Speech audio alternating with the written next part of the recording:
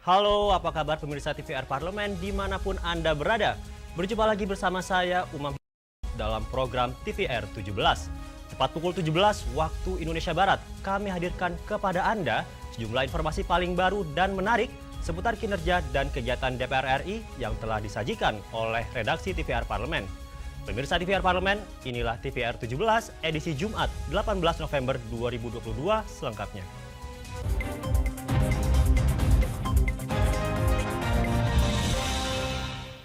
Komisi 9 DPR RI berkomitmen mempercepat pembahasan rancangan Undang-Undang Pengawasan Obat dan Makanan guna mengawasi peredaran obat dan makanan di tanah air. RUU POM nantinya akan mengatur sanksi administratif dan sanksi pidana bagi setiap pihak yang memproduksi obat dan makanan tidak sesuai standar. Seringnya kasus penggunaan bahan berbahaya pada bahan makanan dan obat di Indonesia menunjukkan lemahnya tata kelola pengawasan peredaran obat dan makanan, serta lemahnya sanksi bagi oknum pelaku tersebut. Anggota Komisi 9 DPR RI, Sri Meliana mengungkapkan, untuk memberi efek jera pada pelaku yang menggunakan bahan berbahaya pada obat dan makanan di Indonesia, Rancangan Undang-Undang Pengawasan Obat dan Makanan atau RUU POM akan mengatur sanksi-sanksi bagi oknum tersebut.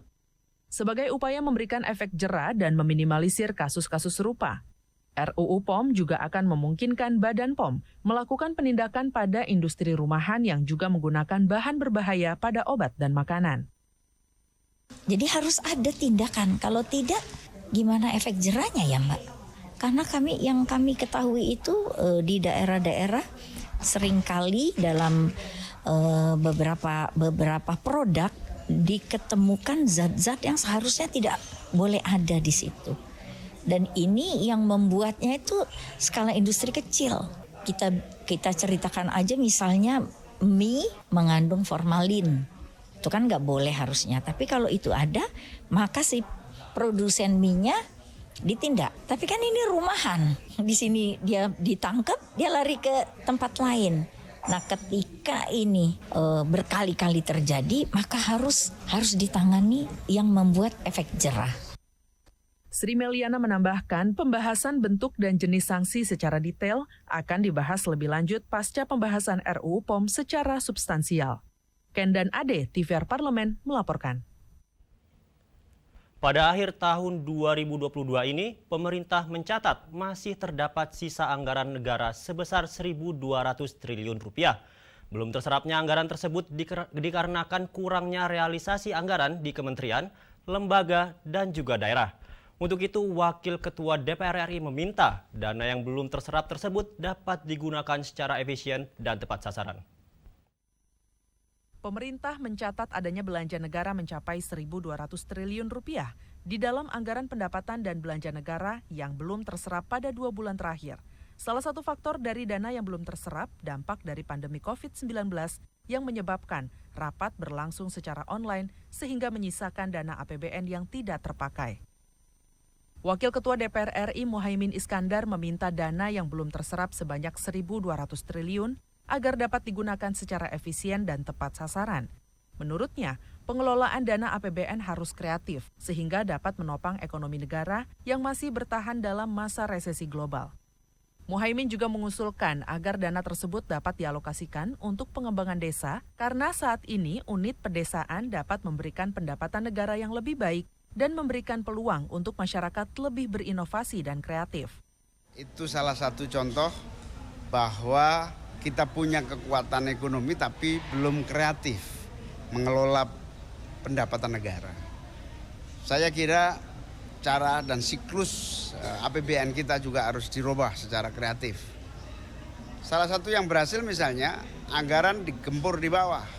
Dana desa contoh adalah inovasi, kreativitas visioning untuk pembangunan. Dana desa itu membangun dengan cepat dari bawah. Karena itu daripada 1.200 triliun yang mangkrak, kenapa nggak dijadiin dana desa saja untuk mempercepat pertumbuhan ekonomi di bawah. Ini contoh-contoh yang kreatif. Model-model dana desa adalah model pembangunan yang mandiri. Muhaimin juga berharap agar pemerintah dapat memaksimalkan pendanaan desa sehingga masyarakat kecil dapat bertahan dalam ancaman resesi global yang kini menghantui Indonesia. Bani, TVR Parlemen, melaporkan. Gelaran konferensi tingkat tinggi atau KTT G20 yang telah sukses dihadiri pemimpin-pemimpin negara G20 diharapkan berdampak positif bagi Indonesia. DPR berharap posisi presidensi G20 dapat membawa keuntungan dengan menarik minat investor asing untuk berinvestasi di Indonesia. Momentum konferensi tingkat tinggi G20 yang berlangsung di Bali sukses menarik perhatian para negara untuk berinvestasi di Indonesia dalam berbagai sektor. Anggota Komisi 7 DPR RI Nasril Bahar mengapresiasi komitmen Presiden Joko Widodo bersama negara anggota G20 dalam menjaga kondisi perekonomian global di tengah situasi yang tidak memungkinkan. Nasril menambahkan, melalui presidensi G20, tentunya Indonesia berkesempatan berkontribusi pada strategi dan kebijakan ekonomi global. Lebih lanjut, Nasril menilai kondisi iklim ekonomi yang kondusif serta potensi ekonomi yang ditawarkan oleh Indonesia akan memberikan kepercayaan lebih bagi pelaku ekonomi global untuk dapat melakukan investasi. Sehingga di 2023 kita sebagai negara yang diindikasikan negara yang mampu bertahan terhadap krisis, ya, mampu bertahan terhadap sisi global, ini yang mereka lihat kan gitu. Artinya apa? Dalam global dunia ya, kita itu tergerus ya tidak banyak seperti negara lain kan gitu. Artinya pertumbuhan kita, pertumbuhan ekonomi tentunya ya tidak tergerus sampai 4 sampai 5 dikit, enggak. Kita ada sprint itu ya sekitar 2 dikit kan gitu ya, 2 dikit. Itu saya pikir negara yang sudah dikategorikan mampu untuk bertahan. Nah ini sesungguhnya kita berharap mereka melihat peluang itu. Ya, mereka melihat peluang itu dan potensi alam kita. Nah ini yang sesungguhnya kita mengajak ya kepada mereka untuk berinvestasi. Pelaksanaan konferensi tingkat tinggi G20 akan menghasilkan output yang mendorong dan mendukung pertumbuhan ekonomi Indonesia maupun dunia ke depan. Mario, TVR Parlemen, melaporkan. DPR RI berharap rancangan Undang-Undang Pengawasan Obat dan Makanan atau RUU POM dapat memperkuat kewenangan Badan POM. Keberadaan RUU POM dinilai penting agar kejadian serupa kasus gagal ginjal akut pada anak tidak terulang dan kembali memakan korban. Informasi selengkapnya akan kami hadirkan usai jeda berikut. Untuk itu tetaplah di TVR 17.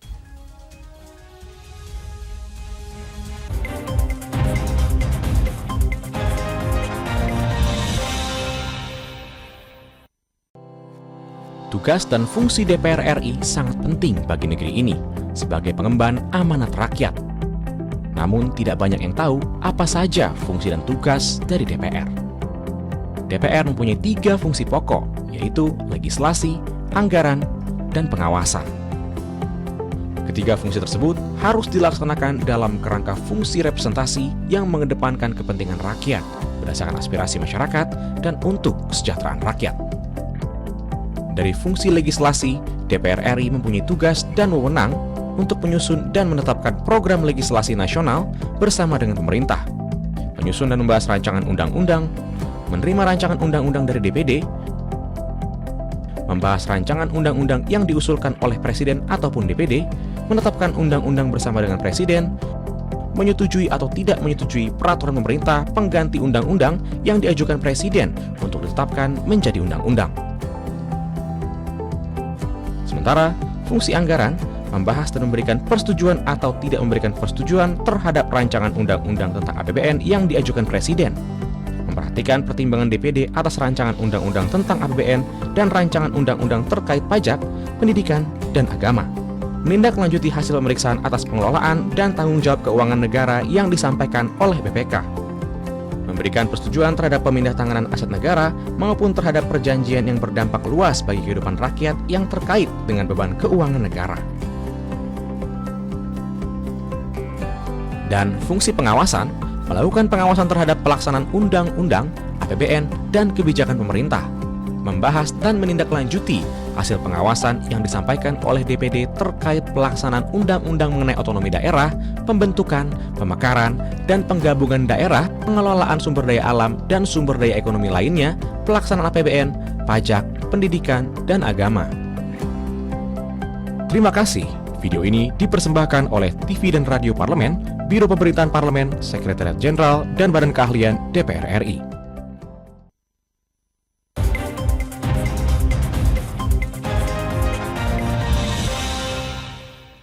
Pemirsa, Anda kembali menyaksikan TVR 17. Kasus gagal ginjal akut pada anak-anak yang diakibatkan obat berbentuk sirup dengan kandungan bahan berbahaya berbuntut sorotan tajam terhadap pengawasan obat-obatan di Indonesia.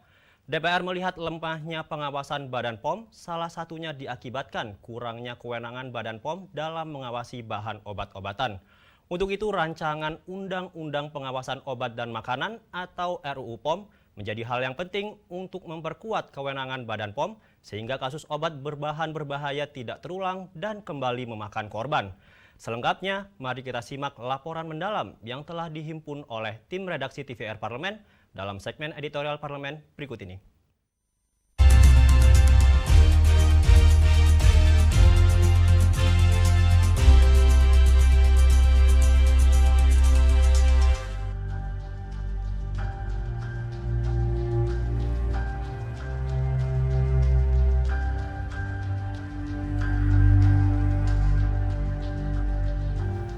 DPR RI menegaskan, rancangan Undang-Undang Pengawasan Obat dan Makanan atau RUU POM penting untuk mengatur peredaran obat dan makanan.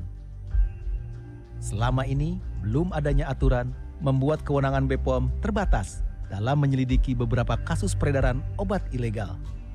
RUU tersebut nantinya harus memperkuat dan memperjelas kewenangan pihak-pihak terkait, terutama BPOM. Salah satunya dengan pembentukan tim penyidik dari BPOM yang didukung oleh pihak kepolisian. Imbas kasus gagal ginjal akut, RUU POM kini semakin masif dibahas oleh Balik DPR RI. RUU POM diharapkan bisa memperkuat wewenang BPOM sehingga penggunaan bahan berbahaya pada obat dan makanan tidak terulang kembali. Menurut anggota Badan Legislasi DPR RI, Weni Haryanto, BPOM tidak bisa mengawasi peredaran etilen glikol karena tidak memiliki wewenang dan payung hukum.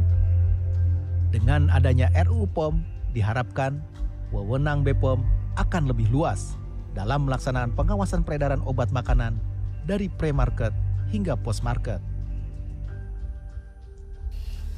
Menurut saya setelah saya melakukan pendalaman dengan pihak farmasi seperti itu ya, itu ternyata masalah tersebut pengawasannya itu bukan di BPOM, tapi ada di luar BPOM. Nah, itu yang maksudnya yang masuk ke ranah farmasi. Nah, ketika itulah farmasi bermain gitu. Jadi ke depannya menurut saya harus ada perbaikan. Wakil Ketua Komisi 9 DPR RI, Emmanuel Melkiades Lakalena, berharap BPOM dapat melakukan pengawasan obat dan makanan sebelum diedarkan ke masyarakat. Obat tradisional. Sehingga memang jangkauan pengaturan dalam RUU ini memang dia jangkauannya sangat luas nantinya. Kita ingin memastikan bahwa Balai POM nantinya ini, Badan POM di tingkat pusat ini, itu memastikan pengawasan terhadap obat dan makanan ya, termasuk dalam hal ini ya, minuman, kosmetika dan alat kesehatan obat tradisional itu. Wakil Ketua Balik DPR RI Muhammad Nurdin menyebut, RUU inisiatif Komisi 9 ini penting untuk mencegah kasus gagal ginjal akut dan kasus serupa terulang kembali. Ya, kita kan tahu sekarang ini banyak beredar obat juga makanan yang ada beberapa yang menimbulkan masalah gitu kan. Yang terakhir ini banyak lah yang gagal ginjal dan sebagainya. Kita lihat bahwa ternyata di undang-undang yang mengatur obat dan makanan ini belum lengkap. Oleh karenanya Komisi 9 itu dengan inisiatifnya yang cukup bagus mengusulkan adanya undang-undang. Wakil Ketua Komisi 9 DPR RI, Nihayatul Wafiroh menyebut, Indonesia saat ini belum memiliki payung hukum yang kuat untuk mengawasi obat dan makanan, baik dari proses pembuatan, distribusi, hingga pengaturan ekspor-impor. Selama ini banyak pelanggaran-pelanggaran yang terjadi, tapi kita tidak bisa menindak dengan tegas. Itu yang pertama. Yang kedua, pengawasan kita tidak bisa sampai ke dalam, tidak bisa sampai turun ke bawah, tidak bisa sampai level yang paling dekat dengan masyarakat, karena memang Badan POM selama ini hanya eksisnya sampai tingkat provinsi saja, tidak ada tingkat kabupaten. Tingkat kabupaten hanya dengan dinas kesehatan. Bagaimana kita bisa mengawasi jajanan anak-anak? Kementerian Kesehatan mencatat hingga saat ini kasus gagal ginjal akut telah mencapai 323 kasus di 28 provinsi dengan 190 orang meninggal dunia. Hal tersebut menjadi salah satu urgensi dirancangnya RUU POM ini. Salah satu rekomendasi yang muncul adalah BPOM perlu diberikan hak eksekutorial, yakni hak untuk menindak atas pelanggaran di sektor obat, makanan, minuman, dan kosmetik. Jangan sampai kelalaian produsen dan kelonggaran pengawasan mengakibatkan obat dan makanan berbahaya beredar di pasaran dan pada akhirnya membahayakan nyawa masyarakat. Tim Liputan TVR Permen melaporkan.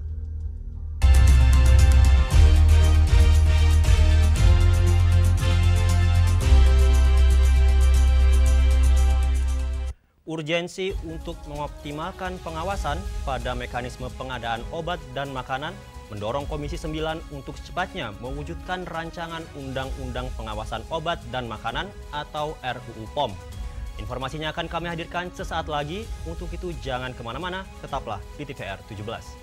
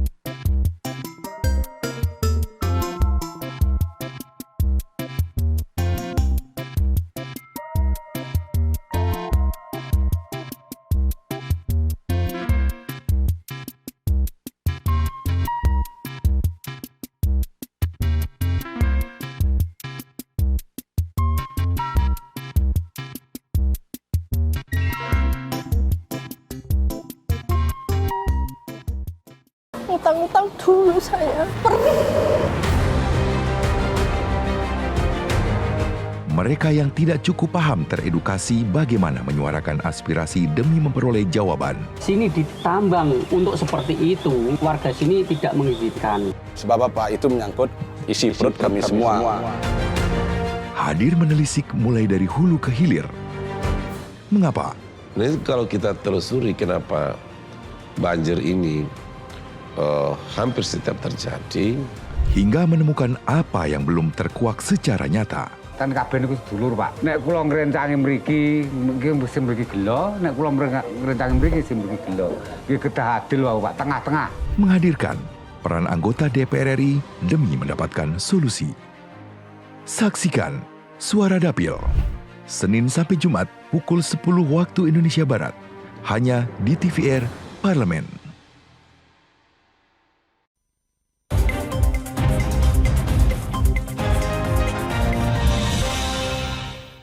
Kembali di TVR 17, Komisi 9 dengan Badan Legislasi DPR RI telah melaksanakan rapat harmonisasi rancangan undang-undang tentang pengawasan obat dan makanan atau RUU POM. RUU ini dinilai urgen seiring dengan merebaknya kasus gagal ginjal akut pada anak di Indonesia. DPR berharap undang-undang ini nantinya akan menjadi payung hukum guna meningkatkan fungsi kontrol negara dalam mengawasi obat-obatan, makanan, dan juga minuman. RUU ini juga akan memuat sanksi administrasi dan pidana jika ada pihak yang memproduksi obat dan makanan tidak sesuai standar. Selengkapnya mari kita simak wawancara rekan kami, Rodia, dengan Wakil Ketua Komisi 9 DPR RI sekaligus Ketua Panja RUU Pengawasan Obat dan Makanan berikut ini. Baik pemirsa TVR Parlemen, terkait dengan kasus gagal ginjal akut yang terjadi pada anak-anak, saat ini DPR RI tengah mempercepat RUU Pengawasan Obat dan Makanan untuk menindaklanjuti temuan obat-obatan yang mengandung bahan kimia berlebih yang menyebabkan penyakit gagal ginjal akut ini, sehingga menyebabkan ratusan anak meninggal dunia dan saat ini masih terdapat beberapa yang masih dalam perawatan. Dan pemirsa, untuk mengetahui seperti apa perkembangan dari RUU Pengawasan Obat dan Makanan, saat ini telah hadir bersama saya Wafira, Wakil Ketua Komisi 9 DPR RI dan juga selaku Ketua dari Panja RUU POM ini ya Bu, yaitu Bu Nihayatul Wafira. Dan ya Bu, terkait dengan RUU POM ini, melihat DPR mempercepat RUU ini, sebenarnya urgensinya apa memang karena kasus gagal ginjal akut atau ada urgensi lain Bu? Enggak, ini sebenarnya tidak dipercepat. Karena memang sebenarnya ini prosesnya sudah lama dan kita sudah menyetorkan RUU WASPOM ini, pengawasan obat dan makanan ini ke Balek ini malah sebelum berita soal gagal ginjal ini merebak ya. Jadi sebenarnya kita sudah bergulat penyelesaian ini sudah beberapa bulan yang lalu. Tapi memang momennya cukup pas ketika kita sedang harmonisasi dengan badan legislasi, ternyata ada banyak kasus soal gagal ginjal. Jadi kita semakin yakin bahwa RUU ini harus segera selesai. Memang RUU ini sebenarnya sudah diinisiasi sejak periode yang lalu, cuman ini bukan termasuk rancangan undang-undang yang di carry over sehingga tidak bisa langsung digedok di perpindahan periode. Jadi harus memulai pembahasan dari awal, dan di samping itu ini kan sebenarnya kita harus mengakomodir juga ada omnibus, kemarin undang-undang omnibus, jadi terus lalu soal ada peraturan halal yang baru, jadi kita harus mengakomodir itu.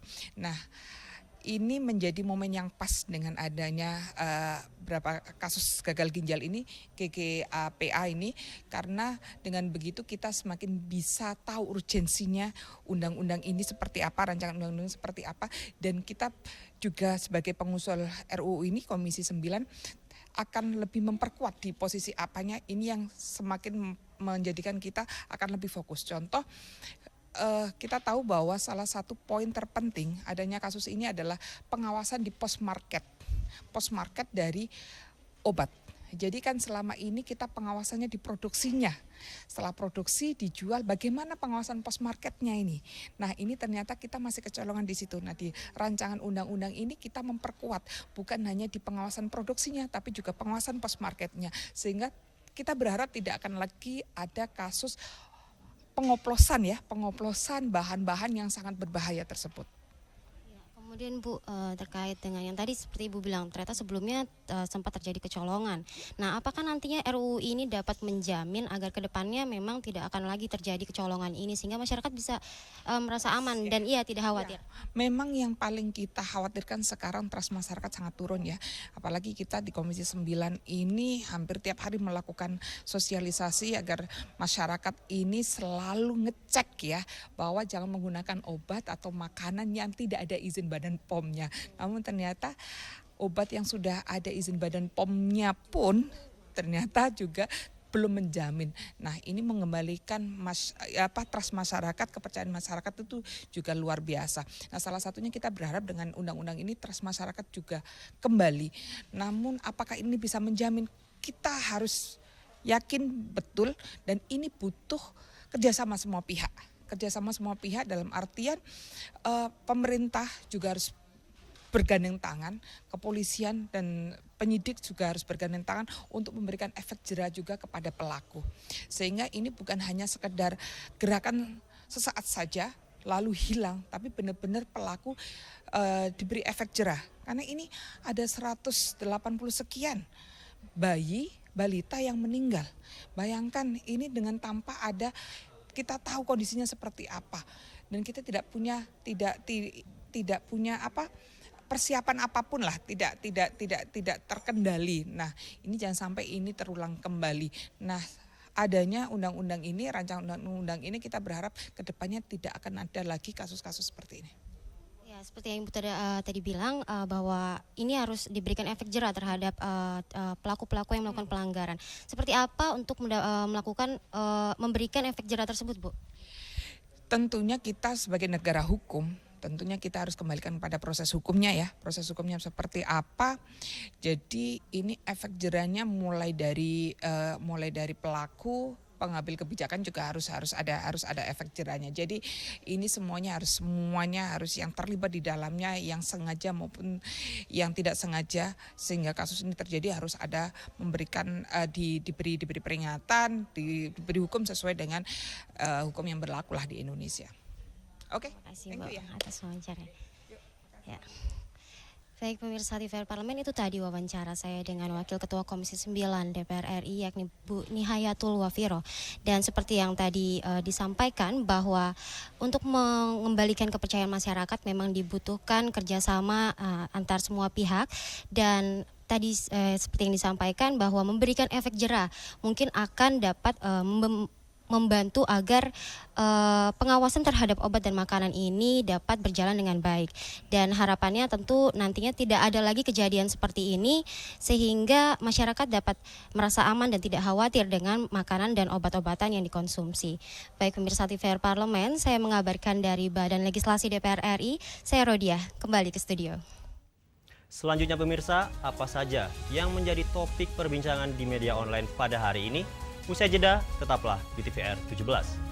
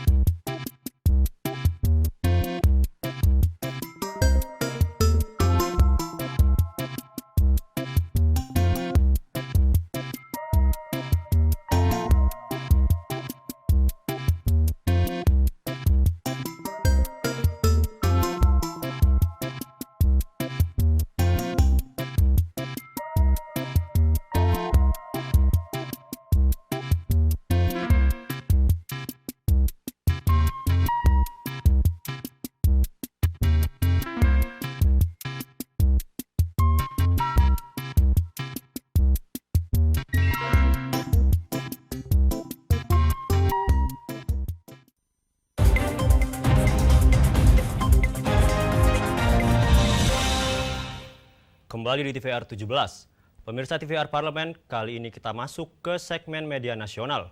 Mari kita simak isu apa saja yang menjadi sorotan media, serta tanggapan dari sejumlah anggota Dewan bersama rekan kami, Rini Reski.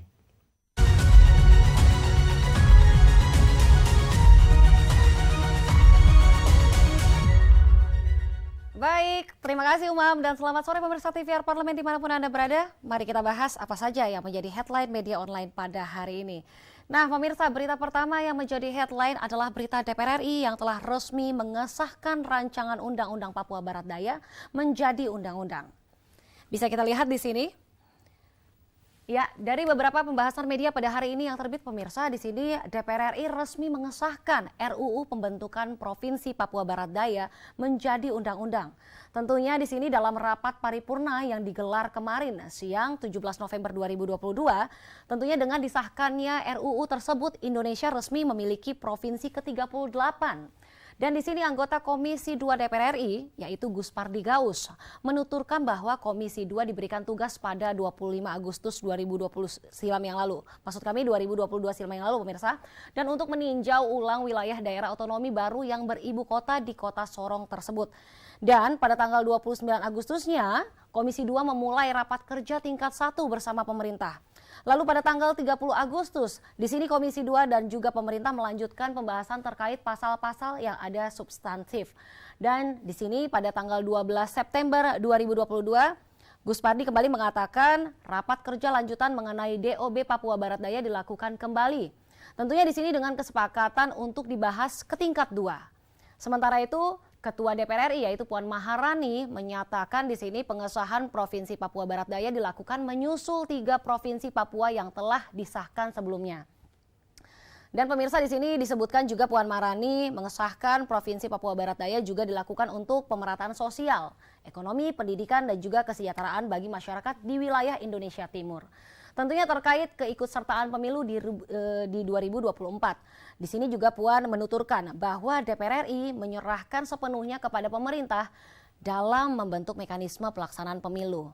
Dan di sini Menteri Dalam Negeri yaitu Tito Karnavian menyebut pengesahan RUU pembentukan Provinsi Papua Barat Daya ini merupakan tonggak sejarah, khususnya masyarakat Papua. Karena kendati ada dinamika, namun banyak juga kata sepakat dalam proses pembentukan RUU ini. Di sini juga Tito mengatakan proses pembentukan RUU ini telah melibatkan sejumlah elemen masyarakat Papua Barat, di antaranya kepala daerah, DPR Papua Barat, Majelis Rakyat Papua Barat, tokoh agama, tokoh adat, dan juga tokoh perempuan. Dan di sini Tito mengatakan kebijakan pemekaran Papua ini ditunaikan berdasarkan amanat Undang-Undang Otonomi Khusus Provinsi Papua atau UU Otsus Papua. Nah, pemirsa, jadi kita bertambah 4 provinsi. Dari 34 menjadi ke 38 setelah dibentuknya bertambahnya Provinsi Papua Barat Daya ini. Tentunya pemirsa, di sini kita melanjutkan dari berita selanjutnya yang juga menjadi headline media online adalah berita DPR RI yang menegaskan RUU pengawasan obat dan juga makanan. Di sini diberi kewenangan bagi Badan BPOM untuk awasi pos-market obat dan juga makanan. Bisa kita lihat juga di sini dari beberapa media yang terbit pada hari ini pemirsa. Dan di sini DPR RI kembali terus menunjukkan komitmen dalam mempercepat pembahasan rancangan Undang-Undang Pengawasan Obat dan juga Makanan atau RUU POM. Dan berkomentar di sini Wakil Ketua Komisi 9 DPR RI yaitu Nihayatul Wafiroh yang mengatakan RUU POM perlu memperkuat pengawasan terhadap post-market, terhadap obat maupun makanan. Tentunya hal ini juga merespon kasus gagal ginjal yang menyebabkan kematian kepada ratusan anak di Indonesia. Dan sebagai salah satu pengusul RUU, di sini Nihayatul mengatakan bahwa kasus gagal ginjal akut yang merebak di Indonesia merupakan bukti masih lemahnya pengawasan terhadap proses pasca produksi atau post market obat maupun makanan sampai kepada konsumen. Dan di sini pemirsa, Nihayatul menjelaskan tentunya selama ini pengawasan obat diperkuat baru pada proses produksinya saja, belum pada tahap pasca produksi. Untuk itu, di sini Nihayatul menyebut dalam RUU POM pihaknya memasukkan pula pengawasan post-market terhadap obat ataupun makanan. Dan di sini juga berkomentar pimpinan Komisi 9 DPR RI lainnya yaitu Emmanuel Melkiades Lakalena yang menyatakan RUU POM yang telah diharmonisasikan akan diajukan ke Badan Musyawarah DPR RI. Di sini dia menjelaskan pihaknya akan mengirim surat ke Presiden Joko Widodo agar bisa mulai menugaskan kementerian atau lembaga terkait untuk bisa bersama-sama membahas RUU POM. Tentunya di sini semua menteri yang dibahas dilepas dari apa saja yang menjadi dasar hukum BPOM pada hari ini. Adapun dasar hukum dari Badan POM adalah Peraturan Presiden Nomor 80 Tahun 2017 tentang Badan Pengawasan Obat dan juga Makanan. Tentunya RUU POM ini bertujuan untuk melindungi masyarakat dari penyalahgunaan obat, termasuk memastikan kepastian hukum dan juga memastikan peredaran obat dan makanan sudah mengalami pembinaan di Badan POM hingga kementerian dan juga lembaga.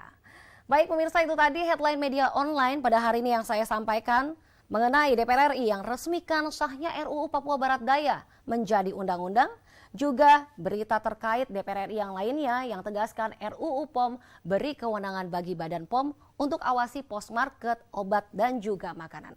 Sekian dari saya, Rina Reski, kembali ke rekan Umam. Selamat sore.